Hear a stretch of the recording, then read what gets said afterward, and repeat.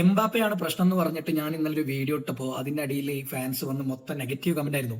ഇപ്പോ Sabi Alonso Real വിട്ടു പോകുമ്പോൾ അത് സാബി അലൻസോയുടെ മാത്രം പ്രശ്നം കൊണ്ടല്ല, റയലിന്റെ മിഡ്ഫീൽഡിന്റെ പ്രശ്നമല്ല, ഡിഫൻസിന്റെ പ്രശ്നമല്ല, അറ്റാക്കിന്റെ പ്രശ്നമല്ല. അത് ഇന്നലെ സംഭവിച്ചൊരു ഇൻസിഡന്റ് ഉണ്ട്. കാരണം ഓൾറെഡി നമ്മൾ സംസാരിച്ചു കഴിഞ്ഞു അത്. കാരണം ഗാർഡ് ഓഫ് ഓണർ കൊടുക്കുമ്പോൾ അവിടെ സാബി അലൻസോ കളിക്കാരോട് നിന്ന് ബാർസലോണയ്ക്ക് ഗാർഡ് ഓഫ് ഓണർ കൊടുക്കാൻ പറയുന്നുണ്ട്.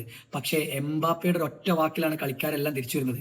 അതായത് കളിക്കാർ സ്വന്തം മാനേജറെ വാക്കിനെക്കാട്ടും കൂടുതൽ എംബാപ്പയുടെ വാക്കാണ് കേട്ടിട്ട് അവിടെ പ്രവർത്തിച്ചത്. എന്നാലോചിക്കണം, എംബാപ്പെ റയൽ മാഡ്രിഡിന് വേണ്ടി എന്ത് ചെയ്തു എന്ന് ചോദിച്ചാൽ ഒന്നും ചെയ്തിട്ടില്ല, ജസ്റ്റ് സ്റ്റാർട്ട് ചെയ്തിട്ടേ ഉള്ളൂ. എന്നിട്ട് പോലും അവിടെ മാനേജറായ സാബി അലൻസോക്ക് ആ വില കിട്ടുന്നില്ല.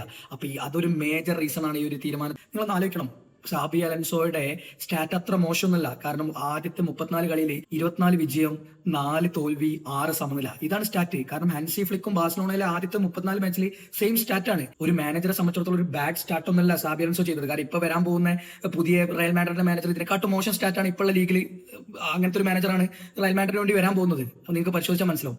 അപ്പോ പ്രോബ്ലം എന്ന് പറഞ്ഞു കഴിഞ്ഞാൽ എംബാപ്പന്റെ ഈഗോ, ആ ഒരു പ്രോബ്ലം തന്നെയാണ് ഈ ഒരു തീരുമാനത്തിലേക്ക് വഴിവെച്ചത്. കാരണം PSG യിലായിരുന്നപ്പോഴും ഒക്കെ ഈ ഒരു ഈഗോ പ്രോബ്ലം എപ്പോഴും ഡിസ്കസ് ചെയ്തുകൊണ്ടിരുന്ന ഒരു പോയിന്റ് ആണ്. അപ്പൊ എന്തായാലും സാബി അലൻസോന്റെ ഈ ഒരു സംഭവം എന്ന് പറഞ്ഞാൽ അദ്ദേഹത്തിന് ഒരു ചാൻസ് കൊടുക്കായിരുന്നു. കാരണം അദ്ദേഹത്തിന് തെളിയിക്കാൻ കുറെ ഉണ്ടായിരുന്നു. പക്ഷെ അത് പറ്റിയില്ല. കാരണം ഇങ്ങനത്തെ ഒരു ഡ്രസ്സിംഗ് റൂമിനെ അയാൾക്ക് മാനേജ് ചെയ്യേണ്ട എന്നുള്ളത് അയാൾ തന്നെ തീരുമാനിച്ചിട്ടുണ്ടാവും. സോ ഇതാണ് നിങ്ങൾക്ക് ഇതിലുള്ള അഭിപ്രായം. കാരണം ഇന്നലെ നെഗറ്റീവ് പറഞ്ഞവരൊക്കെ ഒന്ന് കമന്റ് ഇടണം. എംബാപ്പെ ശരിയാണോ, എംബാപ്പെ തെറ്റാണോ?